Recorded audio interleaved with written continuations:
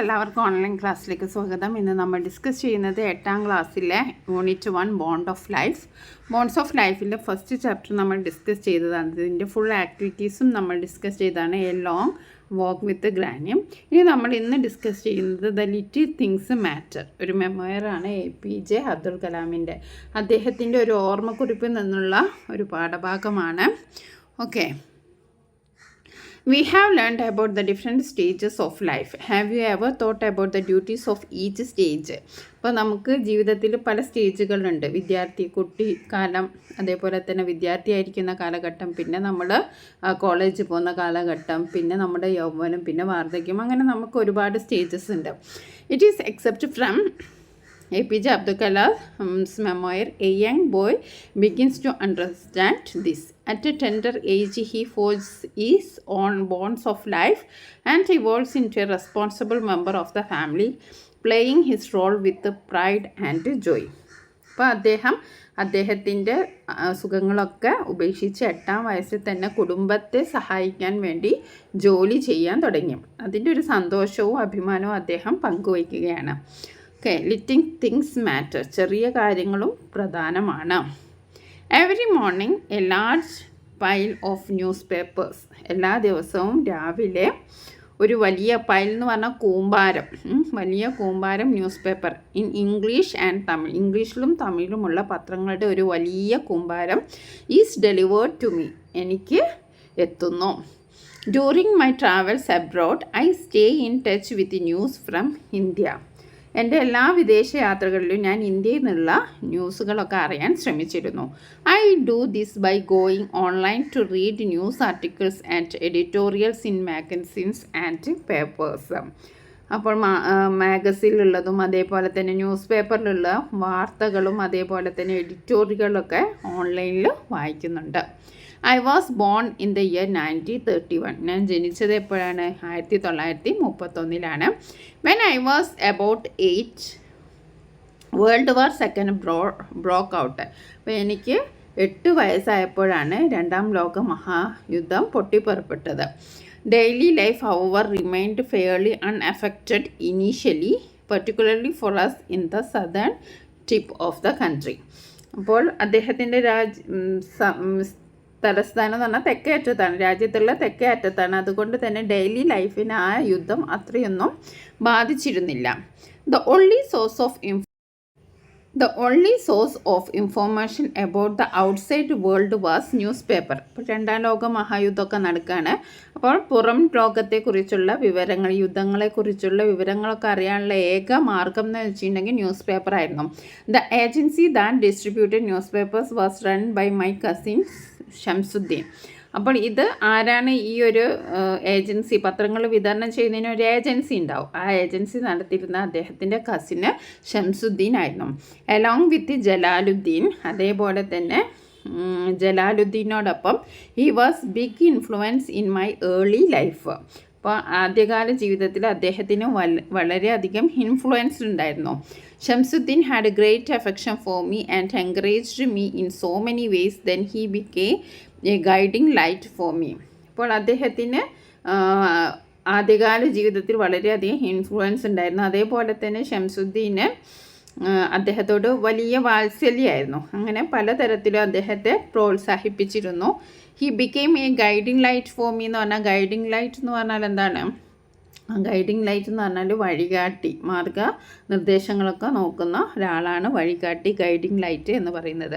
Okay, Shamsuddin's newspaper agency was the only one in Rameswaram.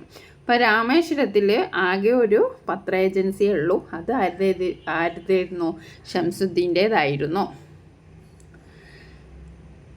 There were about 1,000 literate people in the town. ടൗണിലാണെന്ന് വെച്ചാൽ ഏകദേശം സാക്ഷരരായ, അതായത് അക്ഷര വിദ്യാഭ്യാസം ഉള്ളവർ ഏകദേശം 1000 പേരുണ്ടായിരുന്നു. There were about 1,000 literate people in the town and he delivered newspaper to all of them. ഇവർക്കൊക്കെ പത്രം എത്തിച്ചു കൊടുത്തിരിക്കുന്ന ആരായിരുന്നു? ഷംസുദ്ദീൻ ആയിരുന്നു. The papers carried news about the independence movement that was heading towards Crescento. അപ്പോൾ ഈ ഒരു സ്വാതന്ത്ര്യ സമരത്തെക്കുറിച്ചുള്ള ഒരു വാർത്തകളൊക്കെ അന്നേരം എത്തിച്ചിരിക്കുന്നത് ആർക്കാണ്? ആരായിരുന്നു ഈ ഒരു പത്രത്തിലൂടെയായിരുന്നു എല്ലാവരും ഈ ന്യൂസൊക്കെ അറിഞ്ഞിരുന്നത്. ക്രസൻറ്റോ എന്ന് പറഞ്ഞാൽ ടുവേർഡ്സ് എ ക്രസൻറ്റോ എന്ന് പറഞ്ഞാൽ മൂർധന്യാവസ്ഥ. ക്രസൻറ്റോ എന്ന് പറഞ്ഞാൽ മൂർധന്യാവസ്ഥ. At a time these news items would be read and discussed among every one. അപ്പോൾ എല്ലാവരും യുദ്ധം നടക്കുകയാണല്ലോ, അപ്പോൾ സ്വാതന്ത്ര്യ സമരത്തെക്കുറിച്ചുള്ള വാർത്തകളൊക്കെ എല്ലാവരും പത്രങ്ങളിൽ ചർച്ച ചെയ്യുമായിരുന്നു. കാരണം എല്ലാവരും ലിറ്ററേറ്റ് പീപ്പിളാണ്. These news item would be read and discussed among every one. എല്ലാവരും പത്രം വായിക്കും, അതിനെ പറ്റിയിട്ടുള്ള ചർച്ചകളൊക്കെ നടത്തും. There would also be news from the far front about Hitler and the Nazi army. അതേപോലെ തന്നെ നമ്മുടെ സ്വാതന്ത്ര്യ സമരം ആ സമയത്ത് നടക്കുന്നുണ്ട്, പിന്നെ സെക്കൻഡ് വേൾഡ് വാറും നടക്കുന്നുണ്ട്. അപ്പോൾ പലതരത്തിലുള്ള വാർത്തകളും ഹിറ്റ്ലറിനെ പറ്റിയിട്ടും നാസി സൈന്യത്തെ പറ്റിയിട്ടൊക്കെ ഉള്ള വാർത്തകൾ ഉണ്ടായിരുന്നു. The Tamil paper Dinamani was the most popular of all. അപ്പോൾ അന്നത്തെ പത്രം ദിനമണി, തമിഴ് പത്രമാണ്, അതാണ് അന്ന് ഏറ്റവും ഫേമസ് ആയിട്ടുള്ള പത്രം. The way the papers reached Rameswaram was quite unique. ഇപ്പോൾ രാമേശ്വരത്ത് എങ്ങനെയായിരുന്നു പത്രങ്ങൾ എത്തിയിരുന്നത്? അതൊരു വ്യത്യസ്തമായ രീതിയായിരുന്നു. എങ്ങനെയായിരുന്നു? They came by morning train and were kept at Rameswaram station. അപ്പോൾ ഇത് രാവിലെ ട്രെയിനിലാണ് വരിക. എത്തുന്ന പത്രങ്ങൾ രാമേശ്വരം സ്റ്റേഷനിൽ സൂക്ഷിക്കും. From there they had to be collected and send to all the subscribers. അപ്പോൾ അവിടെ നിന്ന് അത് ശേഖരിച്ച് എല്ലാ സബ്സ്ക്രൈബേഴ്സിനും എത്തിച്ചു അയക്കൂ. This was Shamsuddin's business and he managed it effortlessly. അപ്പോൾ ഇതായിരുന്നു ഷംസുദ്ദീൻ്റെ ബിസിനസ്. അദ്ദേഹം അത് ഈസി ആയിട്ട് കൈകാര്യം ചെയ്തിരുന്നു. However as World War second raged it affected the newspaper delivery business in a strange way. പക്ഷെ രണ്ടാം മഹായുദ്ധം പുറപ്പെട്ടപ്പോൾ അത് പത്രവിതരണ ബിസിനസ്സിനെ അല്പം റേജ്ഡ് എന്ന് പറഞ്ഞാൽ എന്താണ്? തീവ്രത എന്നുള്ള അർത്ഥമാണ്. അത് കുറച്ച് തീവ്രതയോടെ ഇവരെ എഫക്റ്റ് ചെയ്തു. It affected the newspaper delivery business in a strange way. The British government had placed a number of sanctions and rations on goods. ഇപ്പം ബ്രിട്ടീഷ് സർക്കാർ നിരവധി സാധനങ്ങൾക്ക്, ഗുഡ്സ് എന്ന് പറഞ്ഞാൽ സാധനങ്ങൾ, നിരവധി നിയന്ത്രണങ്ങളും അതേപോലെ തന്നെ റേഷനുകളും, സാങ്ഷൻസ് എന്ന് പറഞ്ഞാൽ നിയന്ത്രണങ്ങൾ, ആൻഡ് റേഷൻസ് ഓൺ ഗുഡ്സ്, റേഷനുകളും ഈ ഗുഡ്സിൻ്റെ മേലെ ചുമത്തിയിരുന്നു. Something like a state of emergency now prevailed in the country. സത്യം പറഞ്ഞാൽ ഒരു അടിയന്തരാവസ്ഥയായിരുന്നു ആ സമയത്ത് രാജ്യത്തുണ്ടായിരുന്നത്. Our large family felt the difficulties acutely. അപ്പോൾ അദ്ദേഹത്തിൻ്റെ ഫാമിലി എന്ന് പറഞ്ഞിട്ടുണ്ടെങ്കിൽ ഒരു വലിയ കുടുംബമാണ്. അപ്പം ബുദ്ധിമുട്ട് വളരെയധികം രൂക്ഷമായി, അക്യൂട്ട്ലി എന്ന് പറഞ്ഞിട്ടുണ്ടെങ്കിൽ രൂക്ഷമായി ബാധിച്ചു. Food, clothes, the needs of the babies of the Food, clothes, the needs of the babies of the household whole became difficult to procure. അപ്പോൾ പലതരത്തിലും വലിയ ഫാമിലിയാണ്, അതുകൊണ്ട് തന്നെ ഭക്ഷണം, വസ്ത്രം തുടങ്ങിയ ലഭ്യമാകുന്നതിനും അതേപോലെ തന്നെ വീട്ടിൽ ചെറിയ കുഞ്ഞുങ്ങളുണ്ടാവ അവരുടെ ആവശ്യങ്ങൾ നിറവേറ്റുന്നതിനൊക്കെ ബുദ്ധിമുട്ട് അനുഭവപ്പെടാൻ തുടങ്ങി. ഓക്കെ, സാങ്ഷൻസ് എന്ന് പറഞ്ഞാൽ ഉപരോധമാണ്, നിയന്ത്രണമാണ്. അതേപോലെ തന്നെ something like state of emergency now prevailed എന്ന് പറഞ്ഞാൽ എന്താണ്? പ്രിവെയിൽഡ് എന്ന് പറഞ്ഞാൽ നിലനിൽക്കുക. Become difficult to procure. Procure എന്ന് പറഞ്ഞാൽ എന്താണ്? നേടുക. As the difficulties of the war continued to affect us, Shamsuddin came up with a proposal that excited and delighted me. അപ്പോൾ ഇങ്ങനെ ഒരു ബുദ്ധിമുട്ടിലൊക്കെ നിൽക്കുന്ന അവസരത്തിൽ ആര് വരികയാണ്? ഷംസുദ്ദീൻ വീട്ടിലേക്ക് വരികയാണ്. അദ്ദേഹം എന്താണ് പറയുന്നത്? അദ്ദേഹം ഒരു നിർദ്ദേശം മുന്നോട്ട് വെക്കുകയാണ്. As the difficulties of war continued to affect us, Shamsuddin came up with a proposal that excited and delighted me. അതെനിക്ക് വളരെ സന്തോഷം നൽകി. എന്താണ്? One fallout of the condition was that the rail stop at Rameswaram station had been done away with. അപ്പോൾ രാമേശ്വരം സ്റ്റേഷനിൽ train stop നിർത്തലാക്കി എന്നതായിരുന്നു ആ സംഭവങ്ങളുടെയൊക്കെ base. What would happen to our papers then? അപ്പം എന്ത് സംഭവിക്കും? സ്റ്റോപ്പ് നിർത്തലാക്കിയാൽ പത്രങ്ങളുണ്ടല്ലോ, രാമേശ്വരം സ്റ്റേഷനിലാണല്ലോ പത്രങ്ങൾ ഇടുന്നത്, അവിടുന്ന് ഷംസുദ്ദീൻ ഡിസ്ട്രിബ്യൂട്ട് ചെയ്യാണ്. അപ്പോൾ അത് നിർത്തലാക്കി എന്നുള്ള സംഭവമാണ് കേൾക്കുന്നത്. How were they to be collected and distributed to all the peoples of the town. Shamsuddin found a way out. അപ്പോൾ അതിന് എന്താണ്, പത്രങ്ങൾക്കൊക്കെ എന്ത് സംഭവിക്കുക, അവ എങ്ങനെ കളക്ട് ചെയ്ത് ടൗണിലെ എല്ലാ ആളുകൾക്കും എങ്ങനെ അത് ഡിസ്ട്രിബ്യൂട്ട് ചെയ്യും, അങ്ങനെ ഷംസുദ്ദീൻ ഒരു വഴി കണ്ടെത്തുകയാണ്. Shamsuddin found a way out. The papers would be kept ready in large bundles. അപ്പോൾ പത്രങ്ങൾ വലിയ കെട്ടുകളാക്കി തയ്യാറാക്കി വെക്കും. As the train chugged down the Rameswaram Dhanushkodi track they would be flung out to the platform. അപ്പോൾ എന്താണ്, വലിയ ബണ്ടിലാക്കിയിട്ട് കെട്ടിവെച്ചിട്ട് ട്രെയിന് രാമേശ്വരം ധനുഷ്കോടി ട്രാക്കിലൂടെ നീങ്ങുമ്പോൾ അവ പ്ലാറ്റ്ഫോമിലേക്ക് എറിയും. ചഗ്ഡ് ഡൗൺ ദ രാമേശ്വരം, അങ്ങോട്ട് എറിയും. As the train chugged down, train അവിടെ എത്തുമ്പം രാമേശ്വരം ആ ട്രാക്കിലൂടെ നീങ്ങുമ്പോൾ എന്തായിരിക്കും, ഫ്ലങ് ഔട്ട് എന്നറിയാം, എറിയ, അങ്ങോട്ട് എറിയും. And that is where I came in. അപ്പോൾ അവിടെയാണ് എന്താണ് അദ്ദേഹത്തിൻ്റെ ഒരു റോള് വരുന്നത്. അവിടെയാണ് ആ ഒരു പ്ലാറ്റ്ഫോമിലേക്ക് എറിയുമ്പോൾ അവിടെ ആര് വേണം, കലാം വേണം, അദ്ദേഹം അവിടെ വേണം. Shamsuddin offered me the enjoyable job of collecting these bundles of papers thrown from moving train and then taking them around for distribution. അപ്പോൾ അദ്ദേഹത്തിൻ്റെ ജോലി എന്ന് പറയുന്നത് എന്താണ്, ഈ ഓടുന്ന ട്രെയിനിലുള്ള ആ ബണ്ടിൽ ശേഖരിച്ചിട്ട് അത് ഡിസ്ട്രിബ്യൂട്ട് ചെയ്യണം. ഇതാണ് അദ്ദേഹത്തിൻ്റെ ഒരു ചഗ് എന്ന് പറഞ്ഞാൽ, ചഗ്ഡ് ഡൗൺ എന്ന് പറഞ്ഞാൽ വലിയ ശബ്ദത്തോടെ നീങ്ങാൻ, ബണ്ടിൽസ് എന്ന് പറഞ്ഞാൽ എന്താണ്, കെട്ടുകളാണ്. Okay, the papers would be kept ready. Okay, അത് പറഞ്ഞു.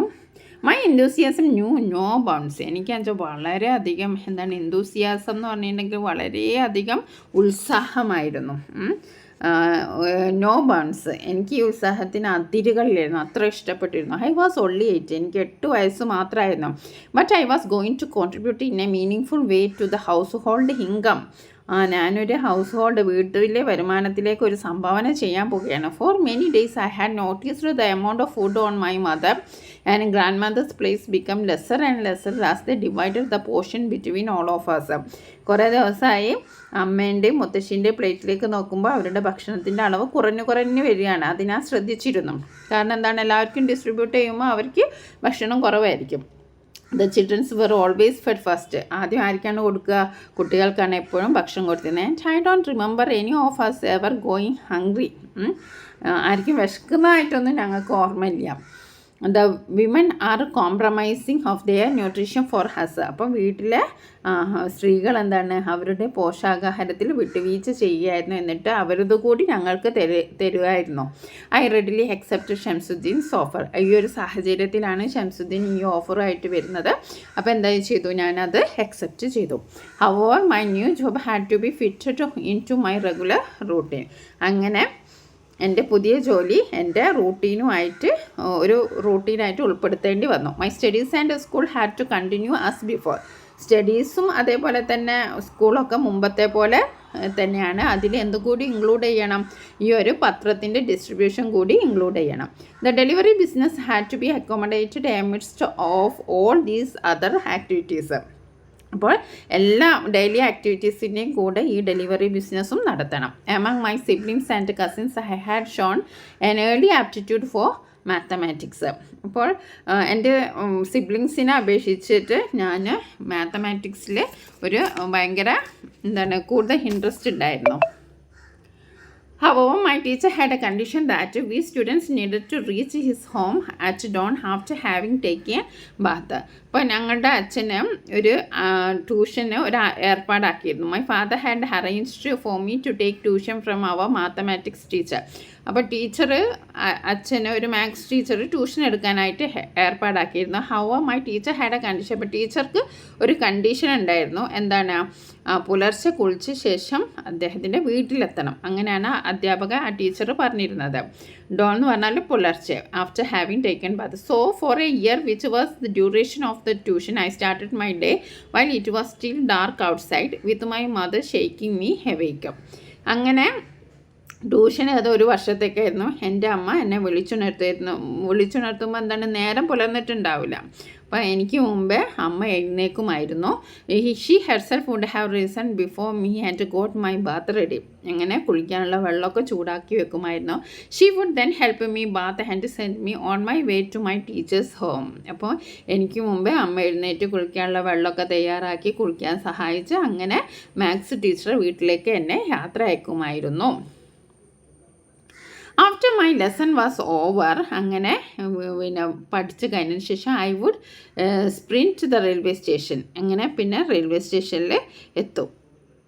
പഠിച്ച് എന്ത് ചെയ്യും, 5 മണിയാകുമ്പോഴത്തേക്ക് തിരിച്ചെത്തും. അങ്ങനെ അച്ഛൻ എന്താക്കും, അടുത്തുള്ള സ്കൂളിലേക്ക് കൊണ്ടുപോകാൻ റെഡി ആയിട്ട് ഇരിക്കും. After my lesson was over, എൻ്റെ പഠനം കഴിഞ്ഞാൽ I would sprint to the railway station, railway സ്റ്റേഷനിലേക്ക് വേഗത്തിൽ ഓടും. സ്പ്രിൻറ്റ് എന്ന് പറഞ്ഞാൽ എന്താണ്, വേഗത്തിൽ ഓടുക. Soon the engine smoke would be visible in the distance, ഇപ്പോൾ എൻജിൻ്റെ പുക ഉയരുന്നത് എനിക്ക് ദൂരെ നിന്ന് കാണാം. The horn would be tooted loudly and with the thunderous roar the train would pass through the station. അപ്പോൾ horn would be ടൂറ്റഡ്, the horn would be tooted loudly, ഉച്ചത്തിൽ മുഴക്കി, ഹോണ് നല്ല ഉച്ചത്തിൽ മുഴക്കി, ടൂറ്റഡ് ലൗഡ്ലി മുഴക്കുക. And with a thunderous roar, ഒരു ഇടിമുഴക്കത്തിൻ്റെ ഒരു റോറാണ്, ഒരു ഒച്ചയും വിളിയൊക്കെയാണ് ഇതിനുണ്ടാവുക. The train would pass through the station, അങ്ങനെ വലിയ ഒച്ചയോട് കൂടിയിട്ട് ട്രെയിൻ സ്റ്റേഷനിലൂടെ കടന്നു പോകും. I had worked out the best spot from which to keep an eye out for the flying newspaper bundles. അപ്പോൾ ഈ പത്രക്കെട്ടുകൾ എന്താണ്, വലിച്ചെറിയായി. അപ്പോൾ പറക്കുന്ന പത്രക്കെട്ടുകൾ എവിടെയാണ് വീഴുന്നതെന്ന് ശ്രദ്ധിക്കാൻ അദ്ദേഹം ഒരു നല്ല സ്ഥലം എപ്പോഴും കണ്ടെത്തുമായിരുന്നു. എവിടെ നിന്നാലാണ് ഇത് കറക്റ്റ് എവിടെയാണ് വീഴുന്നതെന്ന് കാണാൻ വേണ്ടിയിട്ട് ഒരു നല്ല ബെസ്റ്റ് സ്പോട്ട് തിരഞ്ഞെടുക്കുമായിരുന്നു. Like clockwork they would be tossed out to the platform, അങ്ങനെ ക്ലോക്ക് വർക്ക് ചെയ്യുന്ന പോലെ സ്ഥിരമായും കൃത്യമായും അവ പ്ലാറ്റ്ഫോമിലേക്ക് വലിച്ചെറിയപ്പെടും. The train would then huff and puff away, അങ്ങനെ ട്രെയിൻ എന്താണ്, ഹഫ് ആൻഡ് പഫ് എന്ന് പറഞ്ഞിട്ടുണ്ടെങ്കിൽ കിതയ്ക്കുക. അങ്ങനെ ട്രെയിൻ കിതച്ചുകൊണ്ട് അങ്ങനെ പുക തുപ്പി അത് നീങ്ങും. ട്രെയിൻ ഹഫ് ആൻഡ് പഫ് എന്ന് പറഞ്ഞാൽ എന്താണ്, കിതയ്ക്കുക. The train would then huff and puff away. Shamsuddin, same person in the train would wave out to me and my job would begin. അപ്പോൾ ഷംസുദ്ദീൻ്റെ ആൾ ട്രെയിനിലുണ്ടാവും, അയാളാണല്ലോ ഈ പത്രക്കെട്ട് വലിച്ചെറിയുന്നത്. അപ്പോൾ എനിക്ക് നേരെ കൈ വീശും. അപ്പോൾ അതും മുതൽ എൻ്റെ ജോലി ആരംഭിക്കുകയാണ്. I then picked up the bundles, പിന്നെ ഞാൻ എന്താകും, കെട്ടുകൾ എടുക്കും. Divided them up to the batches according to the neighbourhood in which the papers had to be distributed and off I went. അപ്പോൾ എന്ത് ചെയ്യും, അത് വിതരണം എവിടെയാണോ ഡിസ്ട്രിബ്യൂട്ട് ചെയ്യേണ്ടത് ആ ഒരു പ്രദേശങ്ങൾക്കനുസരിച്ചായിട്ട് അതിങ്ങനെ ഡിവൈഡ് ചെയ്യും, എന്നിട്ട് കൊണ്ടുപോകും.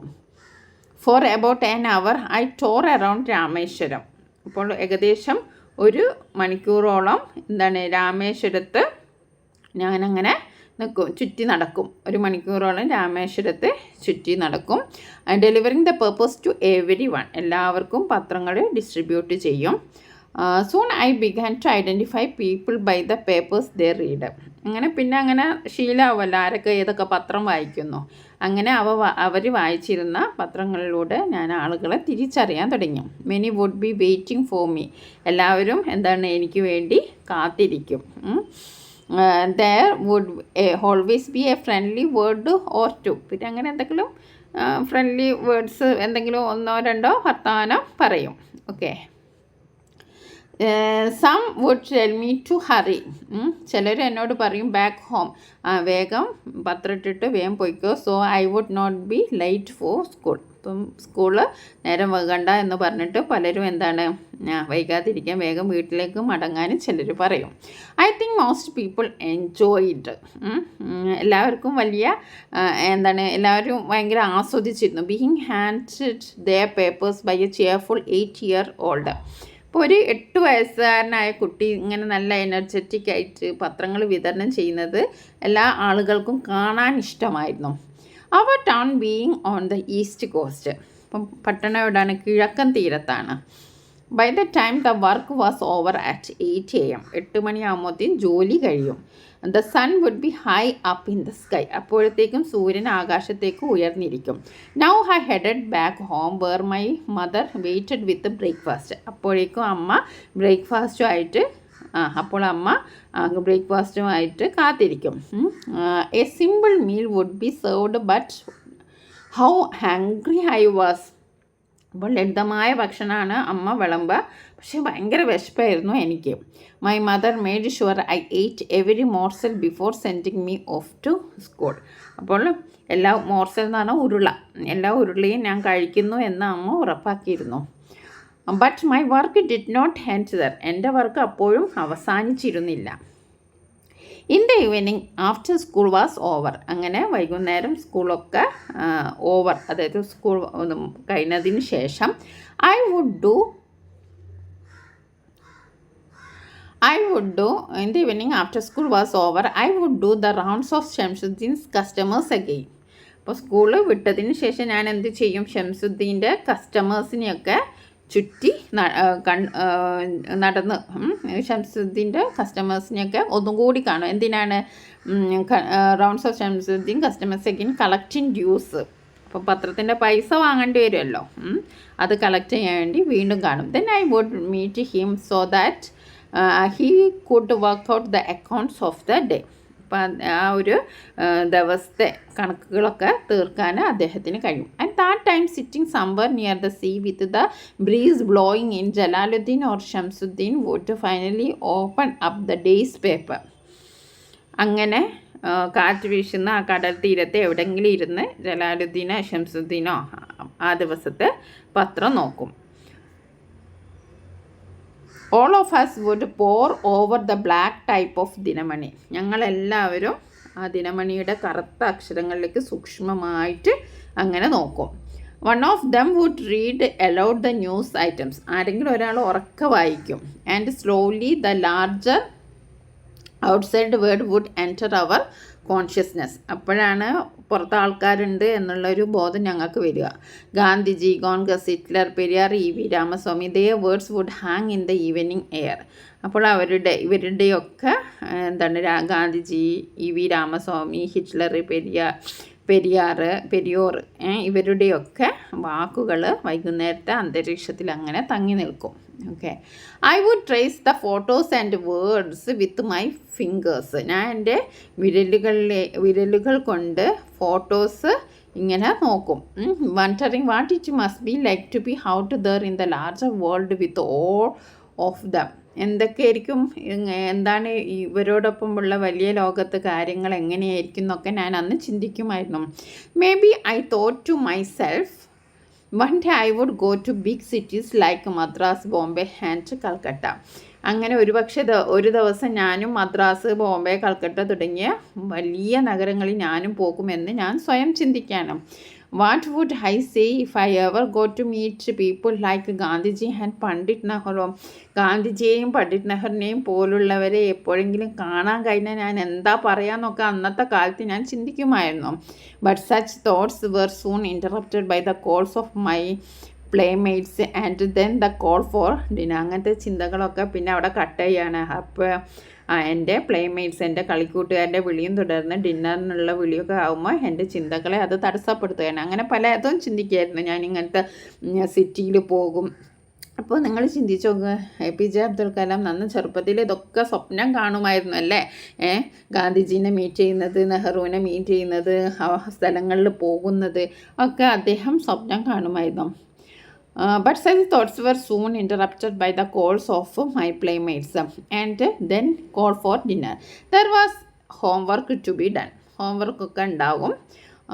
And even an 8-year-old has the wholly that much energy to spend. അപ്പോൾ ഇത്രയും രാവിലെ മുതൽ ഇങ്ങനെ ഓരോ കാര്യങ്ങളും ചെയ്യല്ലേ, അത്ര എനർജിയേ ഉണ്ടാവുള്ളൂ. ഒരു 8 വയസ്സുകാരന് അത്ര എനർജിയേ ഉണ്ടായിരുന്നുള്ളൂ. By 9 PM I would be fast asleep. 9 മണിയാകുമ്പോൾ ഞാൻ നല്ല ഉറക്കത്തിലായിരിക്കും. As the next day more studies and the life of a working man lay in store. അപ്പോൾ അടുത്ത ദിവസം എന്ന് പറഞ്ഞാൽ കൂടുതൽ പഠനം ഉണ്ടാവും. അതേപോലെ തന്നെ ഒരു ജോലിക്കാരനും കൂടിയാണല്ലോ, അവരുടെ ഒരു ലൈഫും എന്നെ കാത്തിരിക്കുന്നു. This routine continued for about a year. അങ്ങനെ ഈ ഒരു റൂട്ടീൻ ഏകദേശം 1 കൊല്ലത്തോളം തുടർന്നു. In that 1 year of running around with newspaper I grew taller and browner. അങ്ങനെ ഈ പത്രത്തിൻ്റെ പിറകെ ഓടുകയല്ലേ, അപ്പോൾ അതിന് എനിക്ക് ഉയരം കൂടി, പക്ഷേ എൻ്റെ നിറം കുറച്ചുകൂടി ഡാർക്കറായി. I also learned that I could now judge quite accurately the distance I could cover at sprint with a bundle of paper in my hand. അപ്പോൾ ദിവസം ഒരു കെട്ട് പത്രമായിട്ടാണല്ലോ ഓടുന്നത്. അപ്പോൾ എത്ര ദൂരം എനിക്ക് എത്ര സമയം കൊണ്ട് ഓടിയെത്താൻ ആവുമെന്ന് എനിക്ക് അറിയാമായിരുന്നു. Hence I could time my arrival at various localities at the same time every day. അപ്പോൾ ഓരോ ദിവസവും ഓരോ സ്ഥലത്തും എത്തുന്നത് കൃത്യസമയത്തായിരുന്നു. അങ്ങനെ സമയം അറേഞ്ച് ചെയ്യാൻ എനിക്ക് കഴിഞ്ഞു. I could calculate in my head the amount of owed to Shamsuddin by each of his subscribers and could reel off the names of those who had not paid that day. അപ്പോൾ പത്രം ഇടൽ മാത്രമല്ല, ഓരോ ദിവസവും ഓരോരുത്തർ എത്ര തുക കൊടുക്കാനുണ്ട്, ആരുടെ നിന്നാണ് പൈസ കണക്കാക്കേണ്ടത്, പണം നൽകാത്തവരാരെല്ലാം ആണ്, എത്ര ഇനി ഷംസുദ്ദീന് പൈസ കൊടുക്കണം, ഇതൊക്കെ മനസ്സിലിങ്ങനെ കണക്ക് കൂട്ടുമായിരുന്നു. Mostly I learned that to be a working man meant you had to be up and ready to face the day. അപ്പോൾ ഇതിനർത്ഥം എന്താണ്? ഒരു ജോലിക്കാരനാകുക എന്നതിന് അർത്ഥം നിങ്ങൾ ഉണർന്നിരിക്കുകയും എന്ത് സംഭവിച്ചാലും ആ ദിവസത്തെ നിങ്ങൾ നേരിടണം, അങ്ങനെ നമ്മൾ റെഡിയാകണം എന്ന് ഞാൻ പഠിച്ചു. Homework, tuition, prayers all carried on. അങ്ങനെ വർക്ക് ചെയ്തു, അതേപോലെ ട്യൂഷന് പോയി, പ്രാർത്ഥനകൾ ചെയ്തു, എല്ലാം ഞാൻ ചെയ്തു. But the Madras Dhanushkodi mail would not wait for me. എന്തൊക്കെ ചെയ്താലും മദ്രാസ് ധനുഷ്കോടി മെയിൽ എന്നെ കാത്തു നിൽക്കില്ല. I had to present at the station at the correct time. ആ സമയത്ത് കറക്റ്റ് സമയത്ത് ഞാൻ അവിടെ പ്രസൻറ്റ് ആവണം. And at correct point to collect the bundle has they came flame. അപ്പോൾ ഇതിങ്ങനെ പറന്ന് വരുമ്പോൾ അതെടുക്കാനുള്ള കൃത്യസമയത്ത് കൃത്യസ്ഥലത്ത് നമ്മളവിടെ നിൽക്കണം. correct time and correct point to collect the bundles as they came flying. It was my first brush with taking up a responsibility and seeing to it that I kept my word to my cousin Shamsuddin, no matter what. അപ്പോൾ ഞാനത് കൃത്യസമയത്ത് ചെയ്യുന്ന എന്നത് എൻ്റെ ആദ്യത്തെ ഡ്യൂട്ടിയാണ്. അപ്പോൾ പറന്ന് വരുമ്പോൾ ആ കൃത്യസമയത്ത് സ്റ്റേഷനിൽ എത്തുക, എന്നിട്ട് അത് ഏറ്റെടുക്കുക എന്നുള്ളത് എൻ്റെ കസിന് ഷംസുദ്ദീനോട് ഞാൻ ആ വാക്ക് പാലിക്കുന്നുണ്ടെന്ന് ഞാൻ എപ്പോഴും ഉറപ്പാക്കിയിരുന്നു. നോ മാറ്റർ വാട്ട്, എന്ത് തന്നെ സംഭവിച്ചാൽ ആ കാര്യങ്ങളിൽ ആ റെസ്പോൺസിബിലിറ്റിയിൽ ഒരു വിട്ടുവീഴ്ചയും നടത്തിയിരുന്നില്ല. I kept my word to my cousin Shamsuddin no matter what. It was also the most enjoyable time and I loved every moment of it, often notwithstanding with the intense tiredness every night. അപ്പോൾ എല്ലാ രാത്രിയിലും ഭയങ്കര ക്ഷീണമായിരിക്കും, കാരണം ഓടാണല്ലോ രാവിലെ മുതൽ. എന്നാലും എനിക്കത് ആസ്വദിച്ച് ഞാൻ ചെയ്തിരുന്നു. ഞാൻ ജോലിയുടെ ഓരോ നിമിഷവും അദ്ദേഹം ഇഷ്ടപ്പെട്ടിട്ടാണ് ചെയ്തിരുന്നത്. Okay. My mother often fretted at my taking up this additional work and the toll it was taking on me. അപ്പോൾ അമ്മയ്ക്ക് വെച്ചാൽ ടോൾ എന്ന് പറഞ്ഞാൽ എന്താണ്? സ്ട്രെയിന്. ഓക്കെ. ഫ്രെറ്റഡ് എന്ന് പറഞ്ഞാൽ എന്താണ്? ആശങ്കപ്പെടുക. My mother often fretted. എൻ്റെ അമ്മയ്ക്ക് വെച്ചാൽ ഈ അധിക ജോലി ഏറ്റെടുക്കുന്നതിലും അപ്പോൾ ഭയങ്കര വിഷമമായിരുന്നു എപ്പോഴും. But I shook my head and smiled at her. പക്ഷെ ഞാൻ എപ്പോഴും തലയാട്ടി അവരെ നോക്കി പുഞ്ചിരിക്കുമായിരുന്നു. Knowing that my earnings were somehow helping us all. ഇപ്പോൾ എനിക്കറിയാം എൻ്റെ വരുമാനം എങ്ങനെയെങ്കിലും ചെറിയ രീതിയിലെങ്കിലും അവരെയെല്ലാം സഹായിക്കുന്നുണ്ട് എന്ന്. She was secretly proud of me for having taken on the role of working man at the age of 8. 8 വയസ്സിൽ തന്നെ ഒരു ജോലിക്കാരൻ്റെ വേഷം ഏറ്റെടുക്കുന്നതിൽ അമ്മ എന്നെക്കുറിച്ച് അഭിമാനിക്കുന്നുണ്ട് എന്നും എനിക്കറിയാമായിരുന്നു. Kept me going with a smile on my face. അതുകൊണ്ട് തന്നെ എപ്പോഴും ഞാൻ എൻ്റെ പ്രിയപ്പെട്ടവർക്ക് ഒരു പുഞ്ചിരി നൽകാൻ ഞാൻ ശ്രമിച്ചിരുന്നു. A working man at age of 8. ഒരു 8 വയസ്സിലെ ഒരു ജോലിക്കാരൻ. വളരെയധികം ടച്ചിങ് ആയിട്ടുള്ള സ്റ്റോറിയാണ്. APJ അബ്ദുൽ കലാം നമ്മുടെ മിസൈൽ മാൻ ഓഫ് ഇന്ത്യ എന്നാണ് നമ്മൾ പറയുന്നത്. അതേപോലെ തന്നെ പീപ്പിൾസ് പ്രസിഡൻറ്റ്, ജനങ്ങളുടെ പ്രസിഡൻറ്റ്. അത്രയും ജനകീയനായൊരു പ്രസിഡൻറ്റ് ഇന്ത്യ രാജ്യത്ത് വന്നിട്ടുണ്ടാവോ എന്ന് എനിക്കറിയില്ല.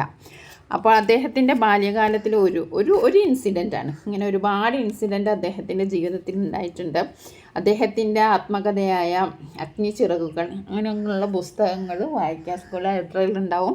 അതൊക്കെ നിങ്ങൾ വായിക്കാൻ ശ്രമിക്കുക. എത്ര ഇൻസ്പയർ ആയിട്ടുള്ളൊരു സ്റ്റോറിയാണ്. സ്റ്റോറി അല്ലാതൊരു സംഭവമാണ്.